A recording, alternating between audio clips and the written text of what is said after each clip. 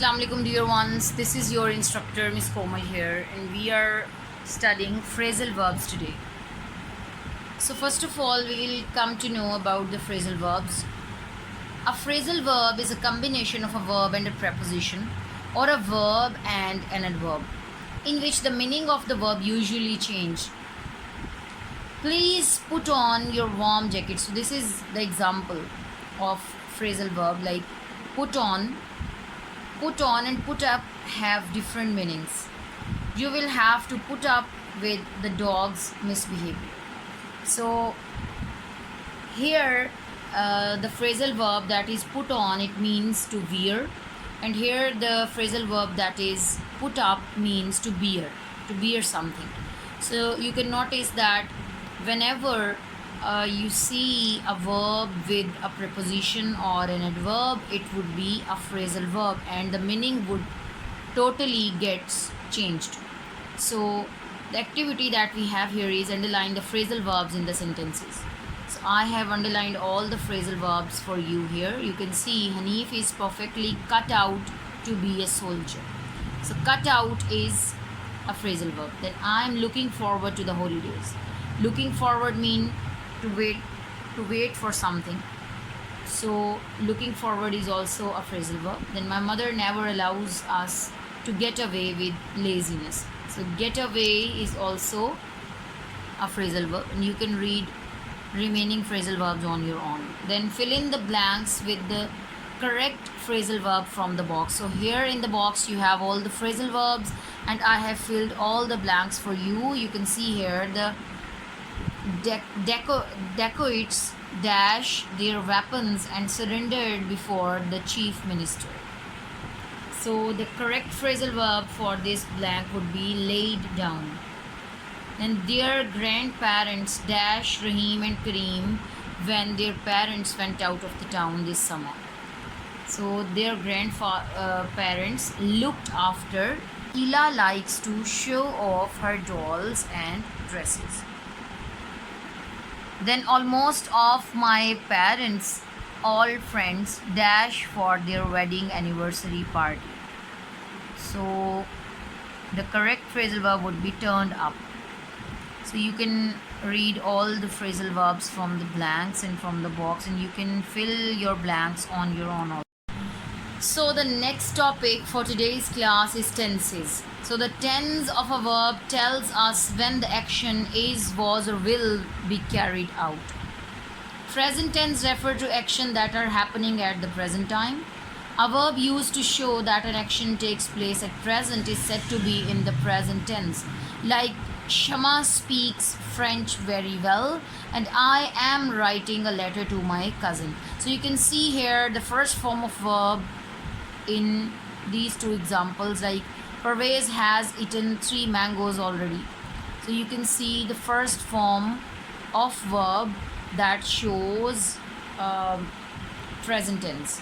And past tense refers to the action that happens in the past. A verb used to show that an action was completed in the past is said to be in the past tense, like Munshi spoke very well during the debate. So this one is the second form of the verb speak that shows past tense. And future tense refers to action that will happen in future. A verb used to show that an action will take place in the future is said to be in the future tense. Like we shall learn a new poem tomorrow, and at this time tomorrow we will be walking in the hills. So the modal verbs of will and shall show the future tense. So here we have the sentences, and what we are going to do with them, write whether the underlined verbs are in present, past or future tense. So the first sentence we have the verb that is talked, and this is past indefinite tense, as we have second form, and you can say past participle here.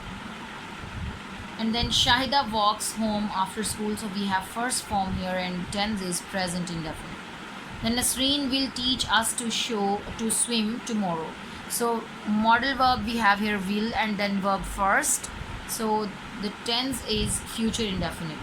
The children were playing in the rain yesterday. So the tense is past continuous tense. As you can see, participle form of verb, and here you have past verb. So the tense would be past continuous. Okay, you can recognize the remaining sentences on your own. So the next topic that we are going to study today is classes of verbs. So verbs are divided into two classes: strong verbs and weak verbs. Weak verbs are those which from their past tense by adding a suffix like d, t or ed to the present tense with or without a vowel being changed in the root word. So you can see here the examples of weak verbs that are love, talk, cry, kneel, decide and keep.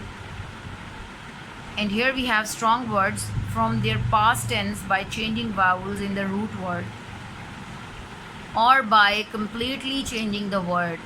They do not form the past tense by adding d, t or ed.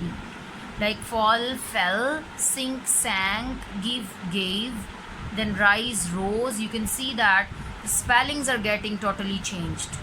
Buy, bought, find, found. So there are some irregular verbs. They do not follow a fixed pattern or rule to form the past tense. Strong verbs can also be considered irregular verbs, like go, went, bring, brought, do, done, is, was. Present tense of make is the past tense of the verb make is made, and the past tense of verb eat is ate. So in the last activity, what we are going to do is fill in the blanks with the past tense of the verbs in bracket. So when the bell dashed, the students came out of the classroom, and the verb is ring. The second form, the past form, you can say, of the verb ring is rang. And this is a strong verb, and you can say irregular verb also. I dashed the principal in the cinema hall yesterday. So the verb is see, and the past form of the verb see is saw. The water dashed during the night. So the verb is freeze, and the past tense of the verb freeze is froze. Last night we dashed our dinner at 10. The verb that has been given is eat. The past form is ate. So you can read the remaining blanks. From the remaining blanks that I have changed all the given verbs, their present forms into the past forms. So see you in another class. Till then, take care. Allah Hafiz.